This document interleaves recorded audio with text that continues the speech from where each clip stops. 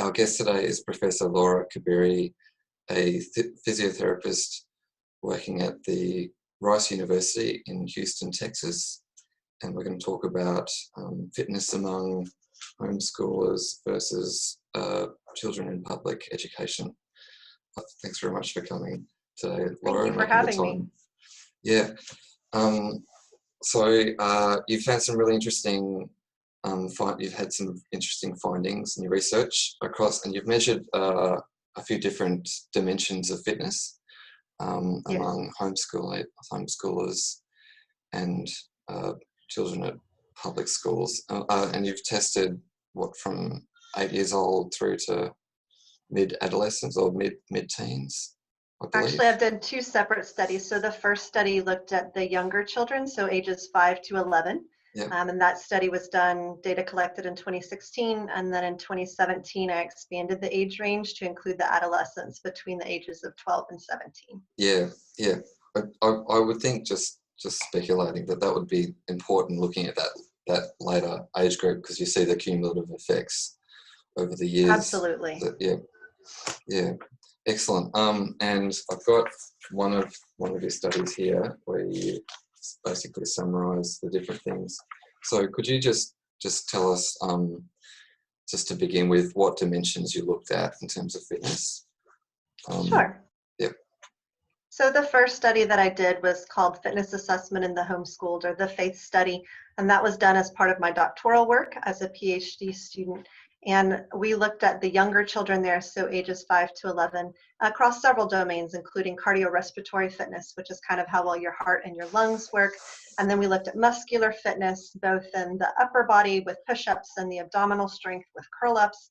And then we looked at motor skill development. So how coordinated you are, both the gross motor skills like jumping, walking, running, as well as the fine motor skills, more manipulation with the hands. And that was the first study that we did.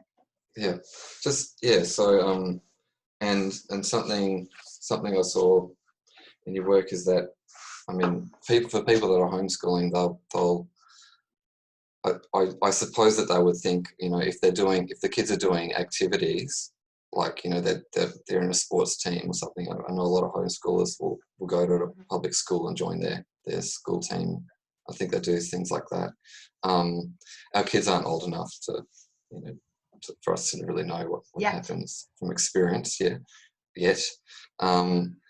So people might have the view that if they're doing these activities, like, that's enough. But something that you've found is on these different dimensions, well, it's not enough. Although the motor skills, Correct. I think that might have been, that they're better if they do these activities. Is that true? Or what? So we actually did a separate study later on where I combined the entire sample, so the 5 to 17-year-olds, and we wanted to know if participating in sports alone was enough to really make a difference on any of those levels. And what we found was no.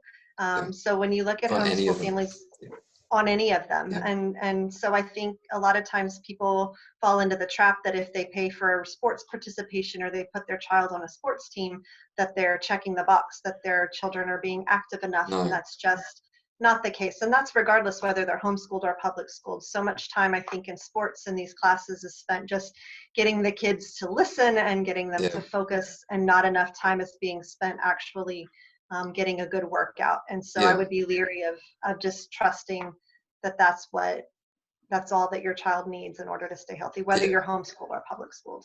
But we did find in one of the earlier studies that when we looked at the motor skills, if a child participated in more than 2.5 hours a week of organized sports, that their motor skills were better than children who did less than 2.5 hours a week, which I think may have been the finding that you were originally discussing. And so that is true, and not necessarily for cardiorespiratory fitness, not for muscular fitness, but for motor development, motor skill development, for sure. If we got them in there over 2.5 hours a week, they developed those kind of sports related skills better than children who did less than 2.5 hours. So is that not distinguishing between the homeschooling population and the public school population? It's just for everyone, or is that the second finding, so the motor skills finding was just within the homeschool population. We did not look at outside influences there. The first finding, when we looked at the whole sample and was there a difference in cardiorespiratory fitness or muscular fitness? That really had less to do with being homeschooled or public school, but the motor skill development was within the homeschool population. Yeah, so there's a few different issues to tease out. So I'm going to try to take a systematic and organized approach to this, and I'll probably stumble through it, but anyway. That's okay. So we'll just, before we jump to talking about what the different populations do differently, if we could just tease out what's going on. So we've got, obviously, if you're doing organized activity, it's better than not in terms of motor skills. That's something we've established, or you've established, sorry. May I back up and put a small disclaimer in as a researcher? So both these studies that I did looking at the homeschool population was what we call cross-sectional research.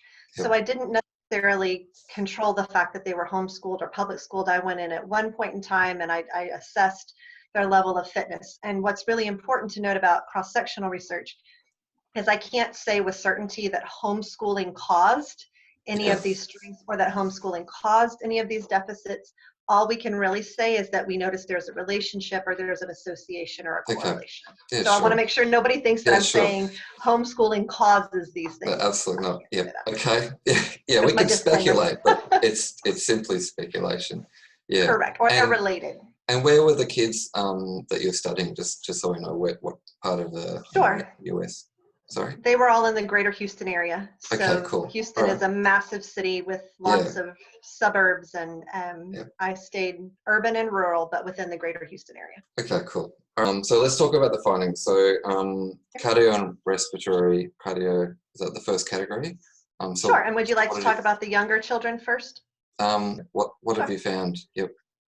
So with the cardiorespiratory fitness, we didn't really see a difference between homeschooled and public schooled children, so ages 5 to 11, which is good news that there doesn't seem to be a relationship between being homeschooled and having any sort of deficit. And in fact, the homeschool children that we tested, and they were ages 8 to 11, for the cardiorespiratory part, they actually performed slightly better. So they ran just a couple more shuttles, and their VO2 max, or how well their body, how efficient their heart and lungs are at using oxygen, was slightly higher than the public school students. So that's good news.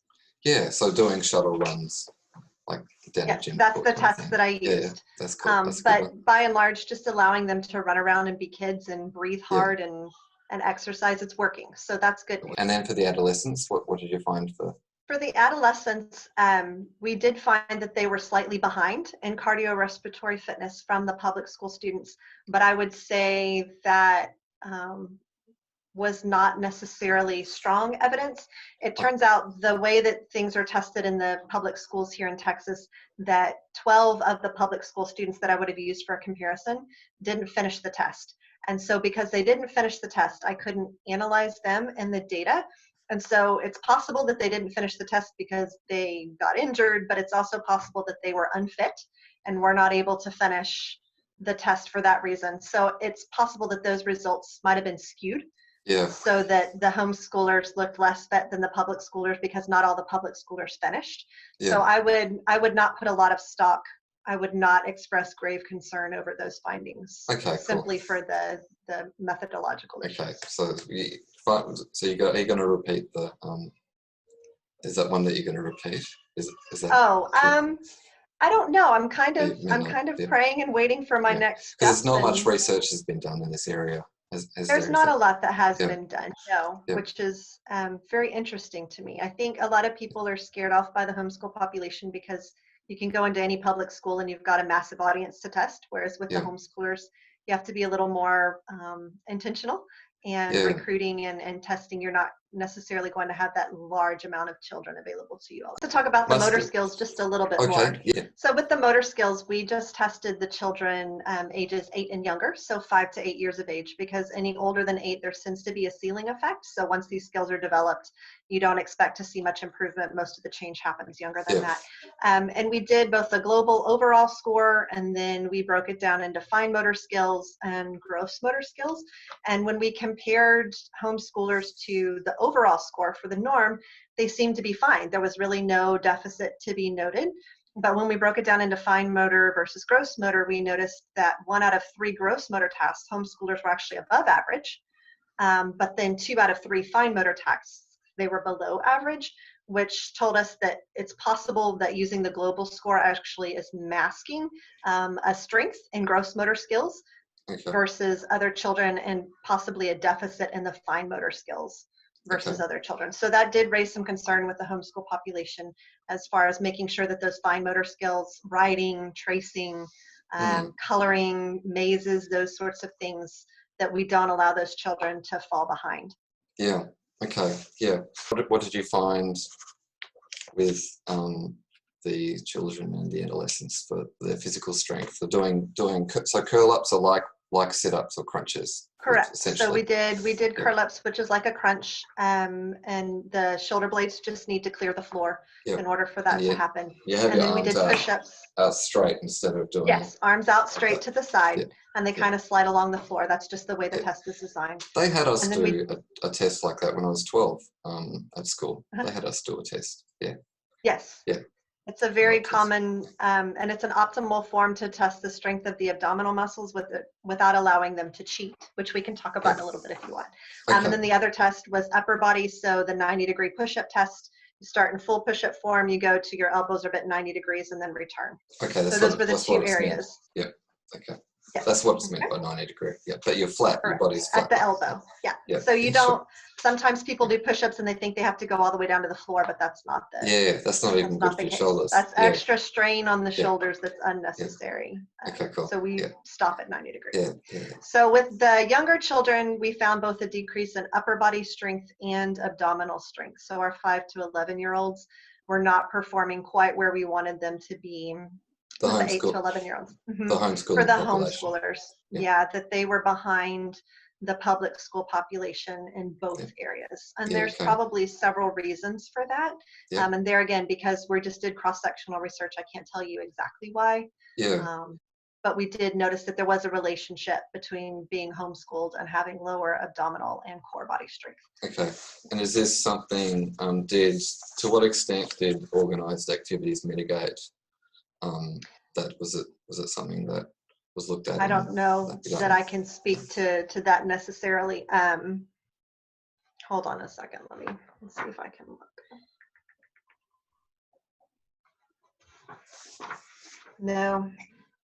No difference. It was the motor skills where we saw the difference, not necessarily the muscular strength. Okay, excellent. So those are your findings, just broadly construed there. And so there's, so what do you put that down to? I think there's a couple of things, and that kind of leads into what we found with the older children.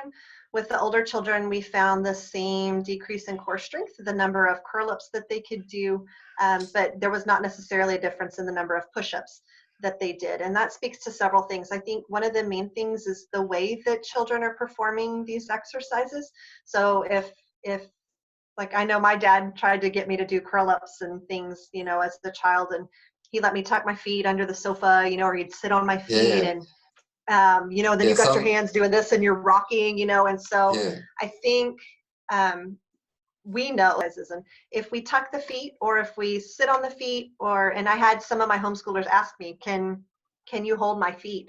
And the problem with allowing them to have their feet held is that it can cheat, and then people use their hip flexor muscles. They're not really using their core. And if they get a momentum going, if they're too fast, if they're too slow, all of those things, you're not really getting a good core workout. So I think there's definitely an issue there. And public school children perform this test every year in Texas. And so these children have the advantage because they've been trained and they've had the practice effect, right? They do this every year. So I think that could be part of it. The other thing we think about with the curl-ups is the fact that homeschoolers don't use backpacks. And I know that's kind of what the media picked up on with this last article. And I am by no means saying that you need a heavy backpack. That's just as bad for children. I hated carrying around a backpack at school. Correct. High school, but it is, at least in America, that's one of the potential differences is, when you have to crunch to carry that massive bag, if homeschoolers aren't toting those backpacks, it is possible that they're that public school children are working a little harder than homeschool children. I mean, when I was in primary school, you're just in the one classroom, but in high school, you're moving around between classes. So you're getting up and going for a good walk every 45 minutes or an hour and a half, depending on your class times. That's got to be something. People talk about standing desks and standing meetings and walking meetings, these kinds of things. This is just a general lifestyle.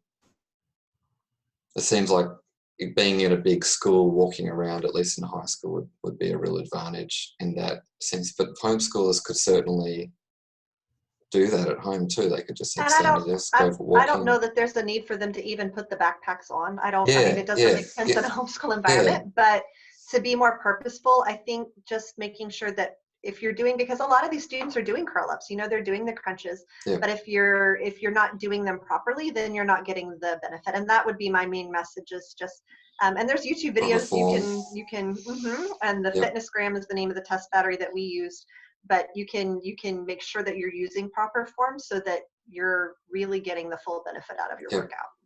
Another thing that I read in one of your studies is you want to be having an hour a day of proper physical pushing activity. your body, where you're breathing hard and sweating or sweating. Correct. And like you mentioned earlier, if you go to a class, the teachers or your coach or whoever might talk to you for a good 20 minutes of that hour. Or if more. You're doing an hour, or more. Correct. Yeah.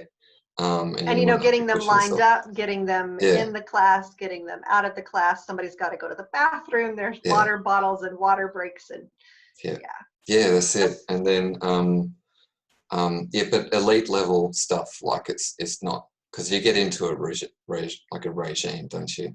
Yeah, I did rowing throughout high school, and we did 7 sessions a week. In the last years, that was great. It wasn't great for my academics. Sure, you were in great shape. It was wonderful. Yeah, but 7, that was great. But an hour a day of, actually, I don't do that now. I'd like to have the time to do it now. Well, and the guidelines for adults are not necessarily the same as the guidelines for children. It sounds like it'd be a good thing to do anyway, but it is. And the best form of exercise is to be out there with your kids. Sure. One of the best things about homeschool families, the interaction that I've had with them, is they're a family and they're homeschooling their children because they are really dedicated to their children and their entire education. And so children are far more likely to get out and ride their bikes if the family goes together, or go on a walk together, play basketball, just wrestle with them. Being outside together, you get the benefit of the family bonding and you get the activity time. It's really important. I'm sorry, go on. Sorry. It's really important to note. It's really important to note that the 60 minutes don't have to be continuous.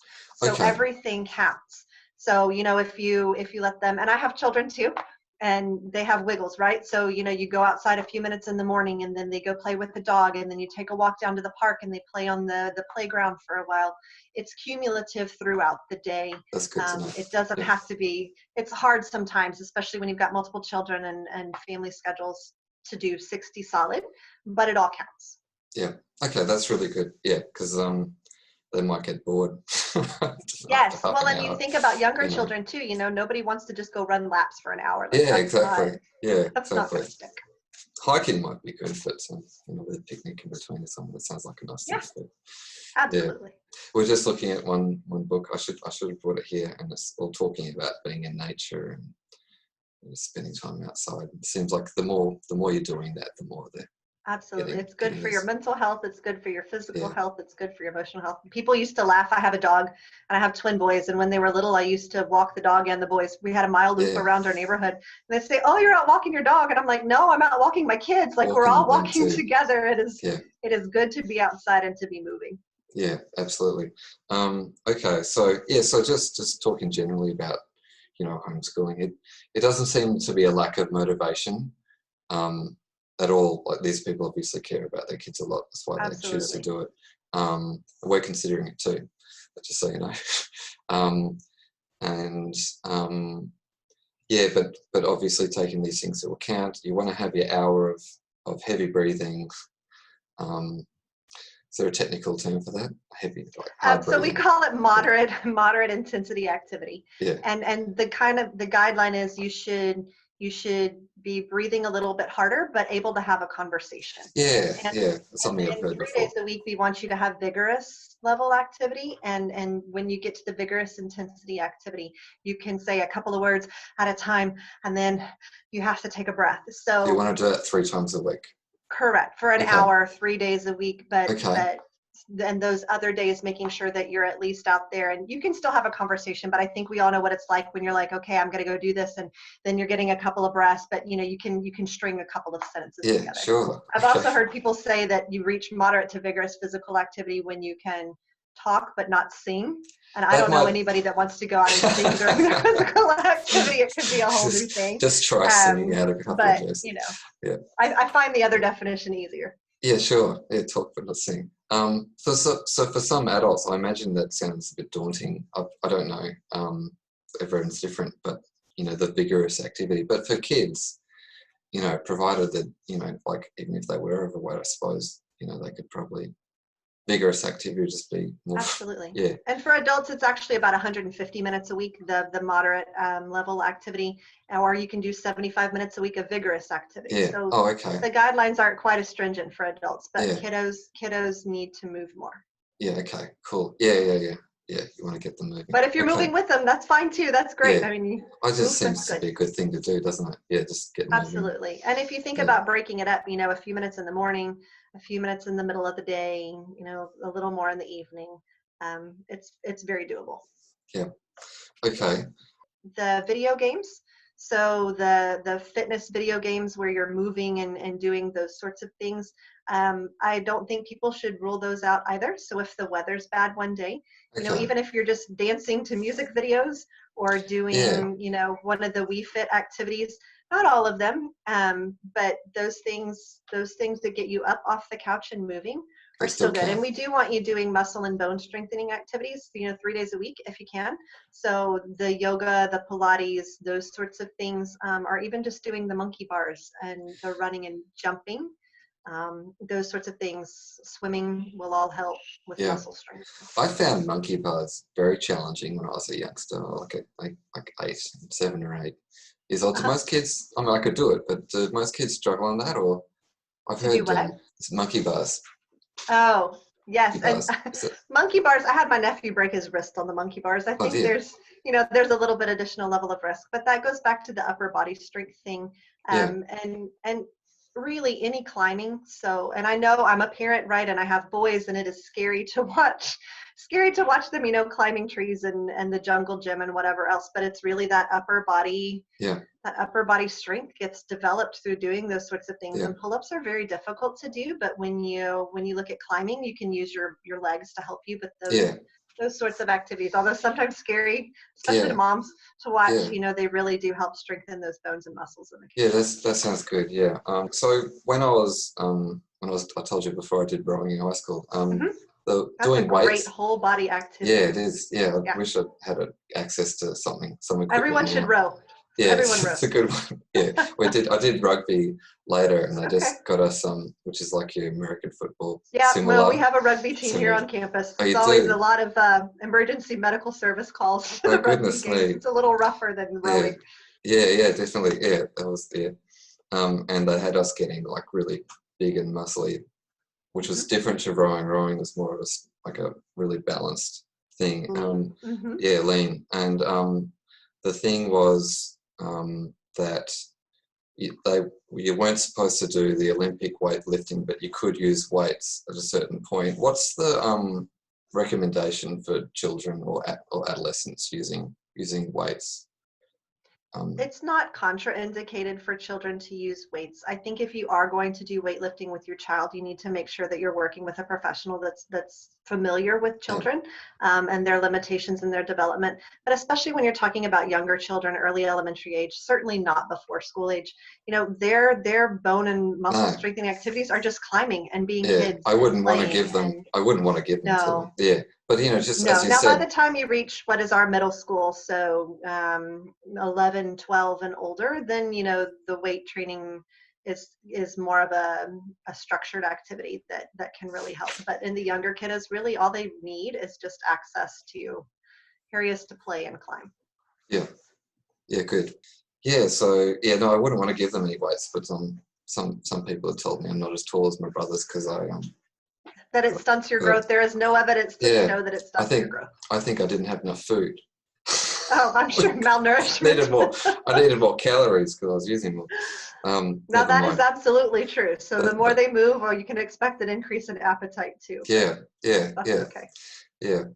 Okay. So so just moving around during the day, you've got the different activities. Yeah, the other thing I was going to say is just to do with the weights is that if your public school people are carrying around the backpacks on their back, that's a bit like a weight, isn't it? And sure. you know, they're bearing a burden.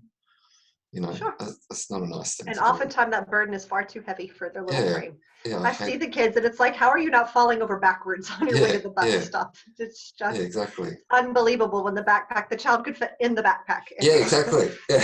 And then they've got their lunch kit on there and their jacket and the umbrella and whatever else, and it can get quite a burden. Yeah, that seems to me that if there's going to be a difference between the populations, it's going to be the recess and lunch. They're getting out there and playing. Not all kids in public school will play actively in recess and lunch though too. Correct. And recess is being condensed or eliminated in many American schools. Yeah. And with the research that is coming out with childhood obesity and physical activity levels, I think we're making a case to keep recess. But lunchtime, most of the time that's indoors. And so even public school children, they can't necessarily rely on the school, either PE or physical education classes or recess to meet their recommendations either. My children still need to move before school and after school to make sure that they're getting what they need to. So public school isn't necessarily a fix-all. It was just curious to me that when you took away the structured education, to see whether or not that really played a role. Yeah, I just lost you just then for a second, but I think we still recorded you. What you just, when you take out the structure, what's happening. And that's what really started all of this for me. I wanted to know because physical education instructors in America are required to complete so many certification classes, and it's a degree. So when you take away the structured education and the structured time restraints, does it make a difference? What happens? In fitness for children. Was it in your I got a hold of your thesis and it's in this one. I think you talked about the National Home Education Research Institute paper. Oh yes, the review article. Yeah, the review article. You talked about a friend from college who was homeschooled. Yes. It's a lovely person. She was phenomenal.